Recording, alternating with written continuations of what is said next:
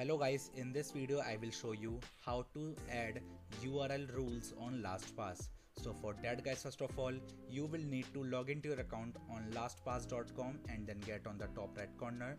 Now here select your email address and then account settings. Now select URL rules. Now select add. Now enter here the domain or host. Now enter here the path. Now choose exact host match, select yes or no, and then select exact port match.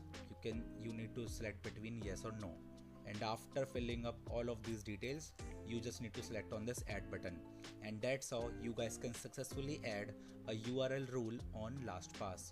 So that's how you guys can successfully add a URL rule on LastPass, and that's it for the video now.